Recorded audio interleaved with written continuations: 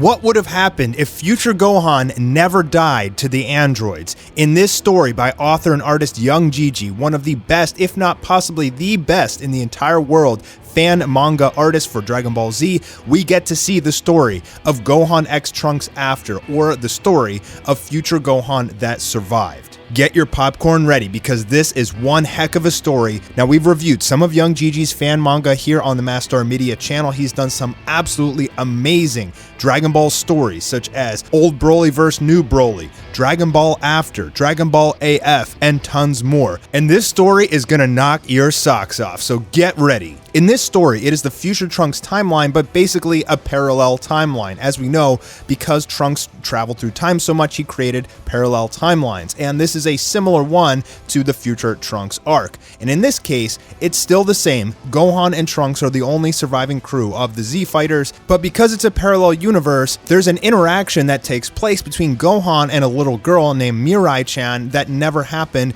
in the future Trunks story. And because Gohan becomes friends with this little girl, Android 17 ends up destroying her, and this in turn ends up causing Gohan to lose his mind in a fit of rage and turn into Super Saiyan 2. So because the androids were on a rampage, there was no Cell arc, Gohan was never able to unleash Super Saiyan 2 versus Perfect Cell. But here in this story, basically because the androids destroyed this little girl that Gohan was trying to save, that he promised he would make a better world for, that was the catalyst for him to unlock Super Saiyan 2. And in doing so, he achieved so much power that he was able to make quick work of the androids and basically save Earth. And I like this premise already a ton because this is something that we probably should have seen in the future Trunks special.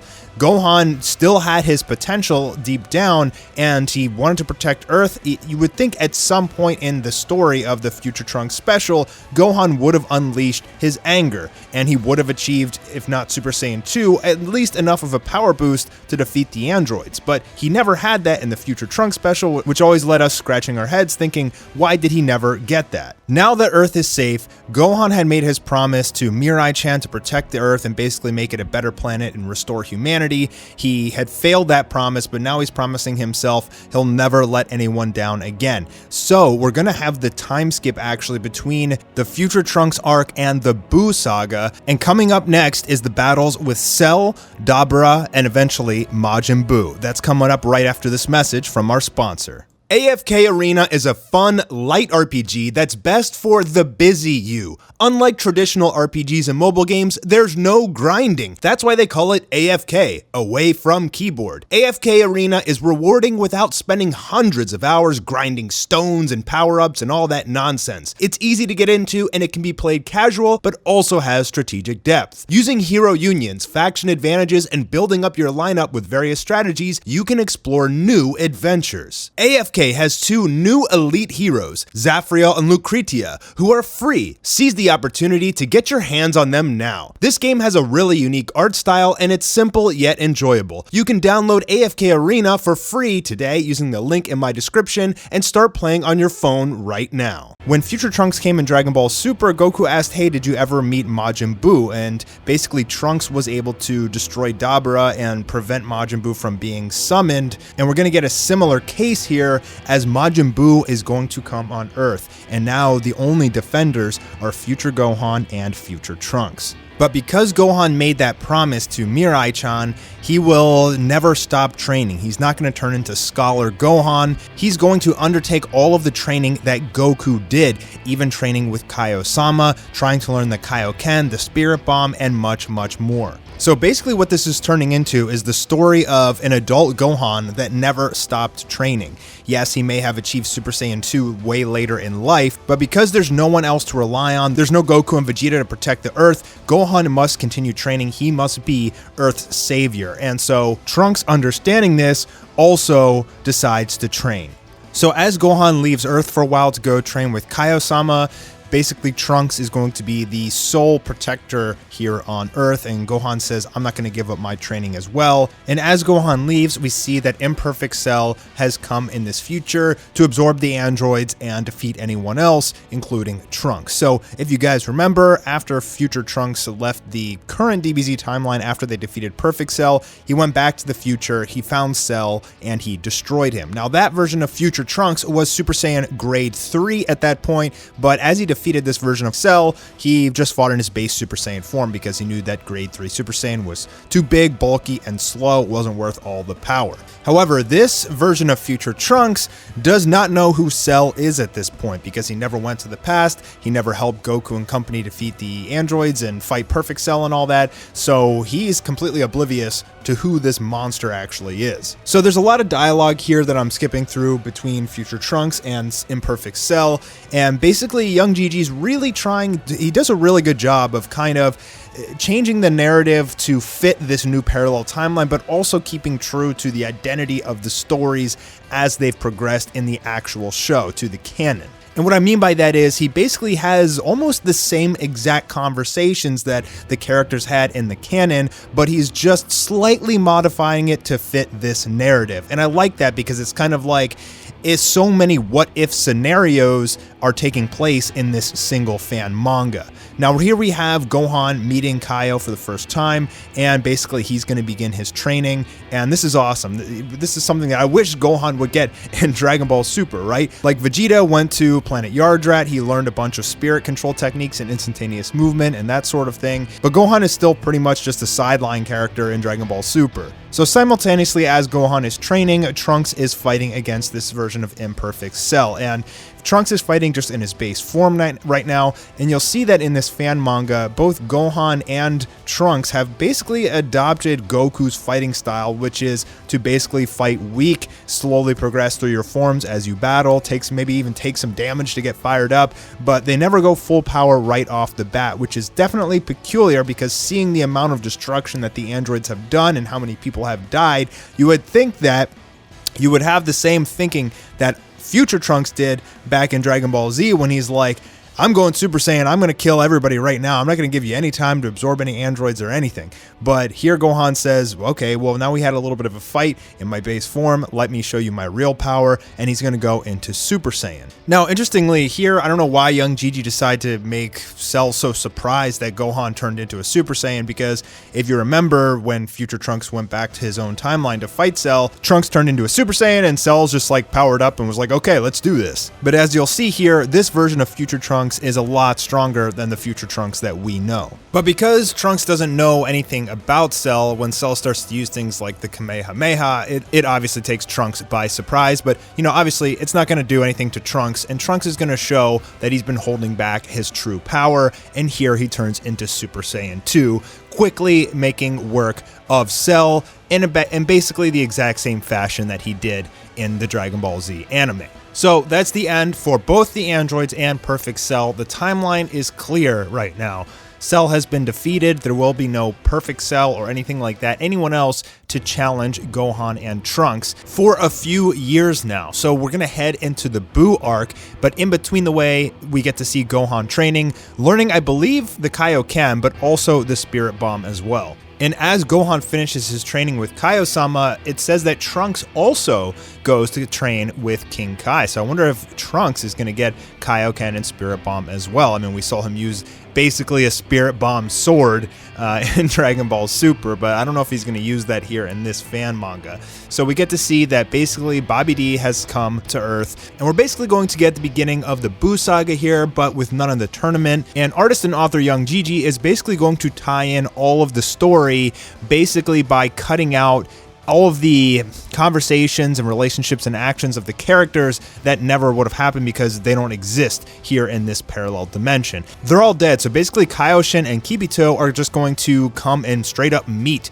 Gohan and Trunks. They're going to tell him about Majin Buu, and we're still going to have the same interaction between Spopovich and Yamu trying to take Gohan's energy, and basically Kaioshin freezing Gohan in place so that they can take his energy and lead them towards Bobby Vegeta's spaceship, and this is how young Gigi is going to basically skip all of those interactions that happen in the beginning of the Buu arc in Dragon Ball Z. Long story short, they get to the spaceship, they meet Dabra there, and what's going to happen is Trunks is going to be the one to take on Dabra. Now, I thought it would be Gohan because we saw that the Gohan who had stopped training had a lot of trouble with Dabra, but this Gohan never stopped training, so I guess it would be too easy for him. But Trunks is going to just transform straight up into Super Saiyan 2 and start fighting Dabra right away. So they go in, they start having this pretty epic battle back and forth, but it turns out that both of them are holding back their power. And in a similar fashion to the Dragon Ball Z anime, Kaioshin and Kibito cannot believe the strength of the Saiyans. They are just completely and utterly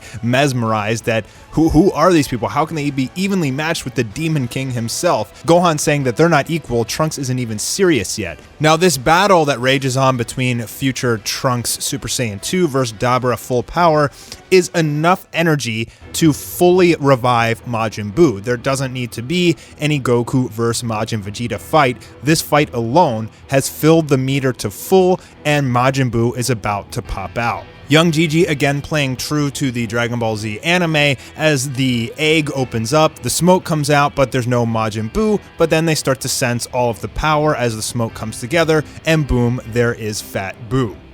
Nobody can believe that that is the legendary Majin Buu, who is this fat idiot looking guy, and that's actually what Dabra calls him, is an idiot, prompting Majin Buu to turn him into a cookie and eating him. But not before he pokes his eyes out and does a lot of damage to Dabra. Dabra throws the spear through him, but he turns him into a cookie anyway and eats him. And now it's up to Gohan, who's going to step up to the plate, who wants to actually fight against Majin Buu alone. Now Kaioshin is telling him, we got to get out of here. There's no way you can fight against Majin Buu. But Gohan has achieved a couple new levels of power since this time skip between the Android/Cell arc and the Buu arc, and Gohan wants to put it to the test. Now Gohan is going to go straight into Super Saiyan 2, and right now in this story, his power basically rivals that of Majin Vegeta. So in a sense, instead of getting the Majin Vegeta versus Fat Buu fight here, we're going to get the future Gohan versus Fat Buu fight. And in a similar sense to that same fight of Majin Vegeta versus Fat Buu,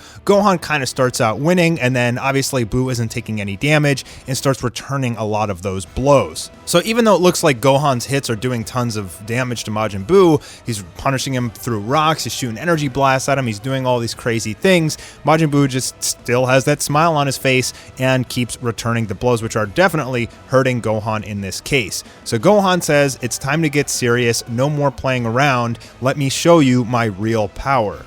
And with that, Gohan begins to transform into Super Saiyan 3, and boy, does he look awesome. So I guess that because Gohan spent the time skip training in Otherworld, he somehow managed to learn the same way of transformation that Goku did in his training in Otherworld. And as he begins to transform, Kibito is saying that the entire earth is shaking, his ki just keeps rising more and more. And we basically get Goku's famous Super Saiyan 3 transformation, but on Gohan. And God, just look at how awesome that art is. Essentially now what we're jumping to, and this is kind of what young Gigi does, is he jumps through the arc to different pinpoints, but almost even like in the same fight. So now we're going to jump into essentially what it is Goku's Super Saiyan 3 fight versus Fat Buu. And we're going to get a lot of very similar aspects of that fight here in this fan manga. Basically, Super Saiyan 3 future Gohan will start out the fight winning. He will take Buu and everybody else by surprise. He'll do a lot of seemingly damage to Majin Buu, who still just keeps getting up, basically has infinite regenerative abilities. Gohan tries for the Kamehameha, blasts a big hole through Majin Buu, who instantly just regenerates it. Taking Gohan by surprise, Majin Buu is going to return the attack, and he's also going to copy the Kamehameha, shooting it back at Gohan. So Gohan's going to end up surviving, but he has taken quite a bit of damage here in Super Saiyan 3. And it's going to get to the point where Gohan's like, I gotta stop messing around. So Gohan actually has some more tricks stored up in his sleeve. Now, I have some very unfortunate news for you guys. Young Gigi has this trend of writing these absolutely amazing fan mangas but not finishing them, and so this is actually 4 chapters of what he calls Trunks X Gohan After, and he hasn't written any more or drawn any more since then. So just like Dragon Ball After, which was a story I covered, had 8 chapters here on this channel, he never finished it. And he also, I don't believe he ever finished Broly X Broly either. So unfortunately, we don't know what Gohan is hiding here. He's starting to power up or transform or something even more. He has been holding back, and these are the last 2 pages of this story. He probably has Kaioken. I'm guessing that might be what he's doing here, is a Super Saiyan 3 Kaioken. And we're not going to get to see the conclusion to this fight, so I don't know if young Gigi is just writing himself into a hole. It seems like he does that quite a bit, or if he just gets tired with the story and wants to start a new one. But the final line here is Gohan saying, "I'm done playing around. It's time to get serious." So I don't know if it's going to be a spirit bomb in the end, just like how Buu was defeated before in the Dragon Ball Z anime, or what, but this appears to be the end of this story. And I loved it, though. I thought it was amazing. I loved how he played true to the anime. Obviously, the art is just completely off the charts. It plays so true to the original artwork, and he's a phenomenal artist, a really good story writer. I love how he basically like tries to play true to the actual story, but also changing elements based on the timeline shift or the universe shift, whatever he chooses to do. And so I hope you guys enjoyed this. If you want to say hi to young Gigi or follow him on Twitter, I'll leave his link in the description. I'm Mastar. Thanks for joining me today, and I'll see you on the next video. Peace.